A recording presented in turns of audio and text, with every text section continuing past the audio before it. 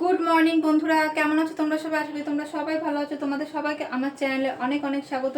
বড়দেরকে প্রণাম এবং ছোটদেরকে অনেক ভালোবাসা জানিয়ে আজকে নতুন ব্লগটা আমি শুরু করছি। তো এখন বেজে গেছে সকাল 10:30, মানে অনেকটাই বেলা হয়ে গেছে। যেহেতু আজকে রবিবার, আজকে একটু ঘুম থেকে উঠতেও দেরি হয়ে গেছে। তার মধ্যে তারপরে গেছে বাজার থেকে ধরো এনেছে আজকে মাছ হবে। আর এদিকে আজকে যেটা এনেছে সেটা হচ্ছে পটল মাছ আর মাছের ডিম। পটল মাছটা সেটা হচ্ছে আমি বিয়ের আগে কোনোদিনও খাইনি, বিয়ের পরেই খেয়েছি। এই মাছটা আমাদের ওইদিকে মানে তখন অতটা চল ছিল না। আর আমার বাবা বেশিরভাগ সময়তে রুই কাতলাই নিয়ে আসতো, অত মাছ চিনতেও না আনতেও না, রুই কাতলা ইলিশ এসব মাছই আসতো, চিংড়ি। তো আজকে পটল মাছ এনেছে। তো পটল মাছটা খেতে অনেকটা ওই ইলিশ মাছের মতোই, মানে ইলিশ মাছের স্বাদ তো আলাদাই ঠিকই, কিন্তু পটল মাছটা খেতে অনেকটা ইলিশ মাছের মতোই লাগে। আর ইলিশ মাছের মতো করে রান্না করবো, সর্ষে পোস্ত বাটা দিয়ে রান্না করব। তো এ দেখো, এই জন্য আমি এখানে এই সর্ষে পোস্তটা একটুখানি ওই হালকা গরম করে নিয়েছে। ওতে তোমার যখন মিক্সিতে দিই তখন ওটা বাটাটা বেশ ভালো হয়, ঠিক আছে। আর এই দেখো, এইখানে এনেছে হচ্ছে মাছ, এই যে এর মধ্যে মাছ আছে, পটল মাছটা আছে। আর মাছের ডিমটা আমি ধুয়ে ফ্রিজে রেখে দিয়েছি। তো চলো দেখতে থাকো ব্লগটা, আশা করি ব্লগটা তোমাদের ভালো লাগবে। দেখো বন্ধুরা, এবার আমি মাছটা ধুয়ে নিচ্ছি। এই মাছগুলো না জানো তো খুব আষ্টে গন্ধ থাকে, মানে এগুলো বরফের মাছ হয় তো, তো এগুলো তো টাটকা হয় না, বরফের হয় জন্য একটা গন্ধটাও ভীষণ আষ্টে থাকে। ওই জন্য খুব ভালো করে যদি না জলটা ফেলা হয় না, তাহলে না ধোয়া হয়, তাহলে খুব বাজে একটা গন্ধ বেরোয়। আর যে প্যাকেটটায় করে মাছটা নিয়ে আসে সেই প্যাকেটটা তো একটা বিচ্ছিরি গন্ধ হয়ে থাকে, জানো তো। মাছটা ধুয়ে নিই ভালো করে, মাছটা ভালো করে ধুয়ে ওই লবণ আর হলুদ দিয়ে মেখে রেখে দেবো। আর সর্ষে পোস্ত বাটাটা একটু পরে করব, যখন রান্নাটা করব তার আগেই করব। মাছটা আমার মোটামুটি ধোয়া কমপ্লিট হয়ে গেছে। এই দেখো বন্ধুরা, আমার এখানে সর্ষে পোস্ত বাটাটা হয়ে গেছে, আর ওইদিকে বাজারগুলোও ধোয়া হয়ে গেছে। চলো দেখে নাও আজকে কি কি বাজার এনেছে।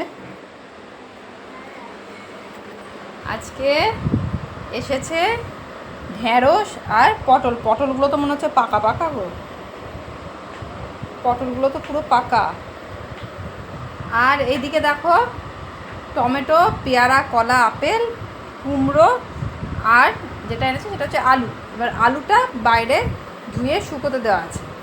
আর এই জিনিসগুলো মোটামুটি শুকিয়ে গেছে, তাই এগুলো আমি ঘরে তুলে নিয়ে চলে এসেছি। তাই বসাবো। এই জলটা জানো তো বন্ধুরা এখনই ভরে নিচ্ছি, কেন বলো তো, মানে কারেন্ট এত জ্বালাচ্ছে না, সকাল থেকে প্রায় 4-4.5 ঘন্টা কারেন্ট ছিল না। তো ওই জন্য জলটা একটু ফাঁকা হতে না হতে ভরে রাখতে হবে। জলটা নিয়েই যেন আমার বেশি চিন্তা শুরু হয়ে যায়। আর অ্যাকোয়াগার্ডে জল ছাড়া তো আর কোনোভাবে খাওয়ার উপায় নেই। জল এখানে কোথাও টিউবওয়েলও নেই যে সেখান থেকে নিয়ে এসে খাবো। তো জলটা আগে ভরে নিচ্ছি, একটু আগেই কারেন্টটা এলো।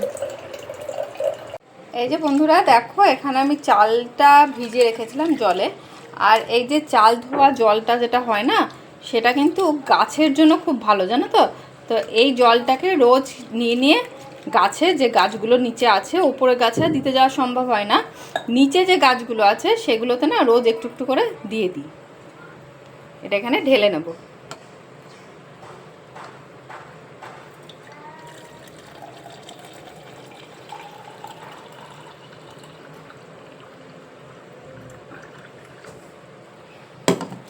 এবার এই জলগুলো গাছে দিয়ে দেবো।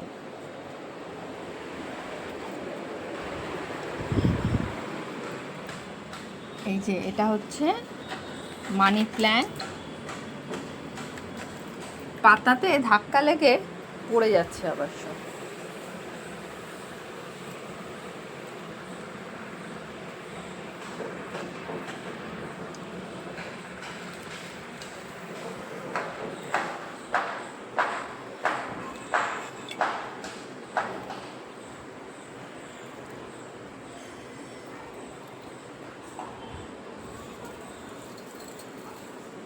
সব গাছগুলোতে দিয়ে দিলাম একটু একটু করে। আর এইদিকে চালের বস্তাটা এনে রাখলাম। আজকে ওর বাবা ছুটি ছিল, বললাম আগে চালের বস্তাটা নিয়ে এসো। চাল তো ঘরে যদি না থাকে তাহলে তো খুবই সমস্যা, রোজ যা বৃষ্টির ঘটা, ওই জন্য বললাম আগে চালটা নিয়ে এসো, তারপরে অন্য কিছু। তো চালটা এনে রাখা হয়েছে। মাছটাকে সর্ষে বাটা, সর্ষে পোস্ত বাটা যেটা ছিল সেটা, তারপরে লবণ, চিনি, অল্প খুব সামান্য একটু চিনি, হলুদ আর কাঁচা তেল, আর তোমার কাঁচা সর্ষে তেল আর কাঁচা লঙ্কা দিয়ে মাছটাকে ভালো করে মেখে নেওয়া হলো। এই দেখো বন্ধুরা, পটল মাছটা আমরা এইভাবে বসেছি ভাপা করব বলে। এই যে পটল মাছটা মোটামুটি হয়েই গেছে। আলাদা মাইক্রো ওভেন নেই, এইভাবেই আমরা ভাপা করি, জলের মধ্যে বসিয়ে অ্যালুমিনিয়ামের জিনিসে দিয়ে তারপরে ভাপাটা হয়ে যায়। এইভাবে ইলিশ মাছটা আমরা এইভাবেই করি, জানো তো, ভালোই হয় খেতে, টেস্টফুলি হয়। এবার থালাতে ভাতগুলো ফেলে দিচ্ছি, কারণ বেলা হয়ে গেছে অনেকটাই। তোরসার বাবা স্নানে ঢুকে পড়েছে। অনেকক্ষণ ধরে বলছি যাও স্নানটা করে নাও, স্নানটা করে নাও, কিন্তু ছুটির দিনগুলোতে না কিছুতেই তাড়াতাড়ি স্নান করতে চায় না। তো অনেক বলে তারপরে এখন স্নানে ঢুকলো, আর আমি এদিকে ভাতটা বেড়ে নিচ্ছি। ভাতটা গরম গরম আছে, গরম গরম ভাত খেতে এমনিতেই ভালো লাগে। আগে ভাতটা বেড়ে নিই, তারপরে বাকি খাবারগুলো পরে বাড়ছি। এই যে সবার পাতেই মোটামুটি ভাতটা দেওয়া হয়ে গেছে, এবার বাকি তরকারিগুলো দিয়ে দেবো। এই দেখো, কালকের ছিল আলু পোস্ত আর ওই কোপ্তাটা, আর তাছাড়া আজকে হয়েছে চোকা বাটা আর মাছের ঝোল, আর হয়েছে থোর। ঠিক আছে, তো এই কটা জিনিস হয়েছে আজকে। অনেক কিছু আইটেম হয়েছে, এই কটা বলা ভুল, কালকে আর আজকে মিলিয়ে মোট 5খানা আইটেম হয়ে গেছে। তো এবার আমরা খাওয়া দাওয়াটা সেরে নিই। খাওয়া দাওয়া সেরে একটু দুপুরে ঘুম দেব, এমনিতেই রবিবার, তার মধ্যে একটু না ঘুমলে হয় না। দেখি সন্ধেবেলা যদি আকাশ পরিষ্কার থাকে তাহলে একটু বেরোবো। গুড ইভিনিং বন্ধুরা, এখন বাজে সন্ধ্যে 7:30। দুপুরে বেশ খুব ভালো একটা ঘুম হয়েছে। ঘুম টুম থেকে উঠে সন্ধেবেলায় চাটা খেয়ে এবার রেডি হয়েছি বেরোবো বলে। কালকেও আমি এই জামাটা পরেই রেডি হয়ে বসেছিলাম। তা কালকে তো বেরোনো হয়নি, তো আজকে এবার বেরোবার ইচ্ছে আছে। দেখি দোকানে অনেক দিন ধরে যাবো ভাবছি, মাঝখানে 3-4 দিন এত দুর্যোগ গেল, বাড়ি থেকে তো মানে এক পাও বেরোনো যায়নি, এরকম অবস্থা। কালকে সকাল থেকে আকাশ পরিষ্কার ছিল, রাত্রেবেলা আবার বৃষ্টি। তো আজকে দেখি বেরোনো হয় কি না। তো আপাতত আমি রেডি হয়ে গেছি, ওরা এখনও রেডি হয়নি। ওরা রেডি হয়ে যাক, দিয়ে তারপরে আমরা 3জন একসাথে ওই টুকিটাকি কিছু কিনতে যাব। এমনিতে যাব 3-4টে দোকানে, যাওয়ার ইচ্ছা আছে, এবার জানি না কতটা কি সম্ভব হবে, কারণ যেহেতু আজকে আকাশ পরিষ্কার আছে, তো হয়তো এটাও হতে পারে যে ভিড়, যে একটা জায়গাতে ঢুকলাম আর বেরোতেই পারলাম না, এরকমও হতে পারে। জানি না কতগুলো জায়গায় কতটা কাজ সারতে পারবো, তবে ইচ্ছা আছে 3-4টে দোকানে গিয়ে জিনিসপত্রগুলো কিনে আপাতত নিয়ে আসা। তো চলো তাহলে বেরোই।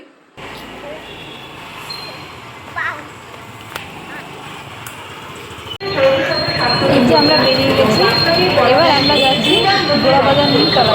এই যে দেখো, এই সামনে যে মোড়টা, এটাকে বলে নিমতলা। এখানে একটা কালী ঠাকুরের মূর্তি আছে, মানে মন্দির আছে।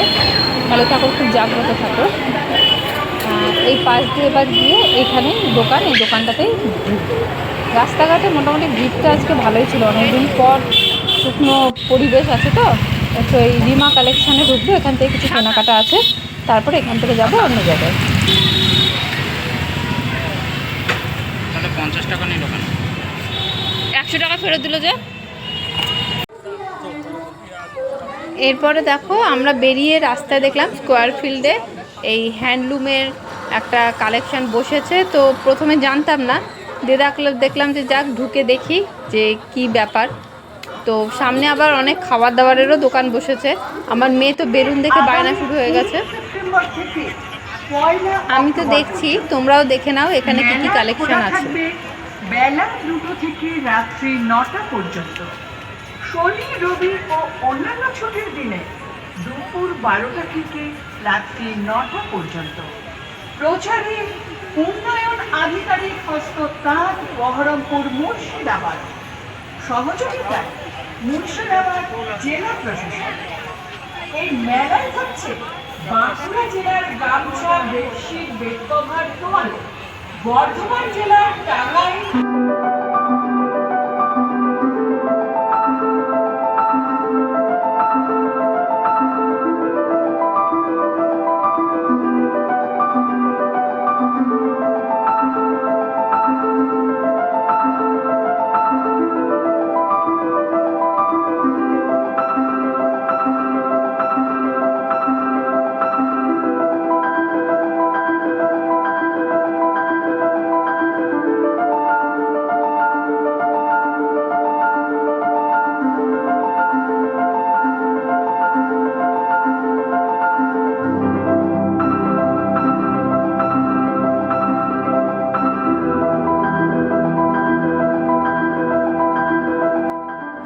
প্রথমে ভাবলাম সেরকম কিছু কিনবো না, তারপর একটা চাদর টাঙানো দেখে বেশ পছন্দ হলো।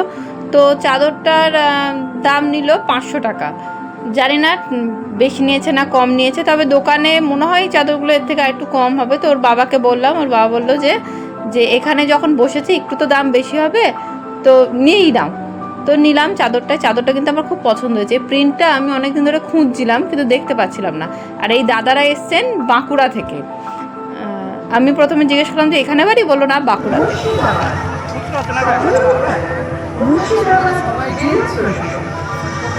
এই ঢোকার সময় থেকে তোরসার বেগুনের বায়না চলছে এতক্ষণে। হয়েছে শান্তি, শান্তি চলো।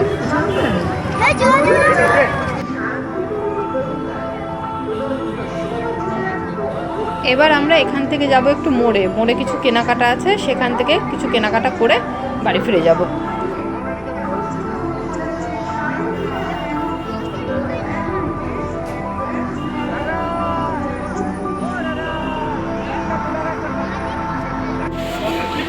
এবার চলে এসেছি মোড়ে, এখান থেকে কিছু বিস্কুট কিনবো।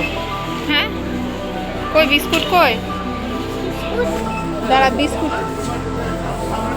বিস্কুটটা নেওয়ার জন্য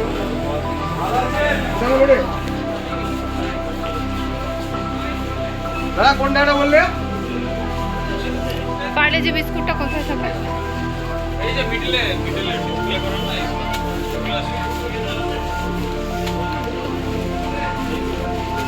হাইড অ্যান্ড সিকটা নিয়ে নাও।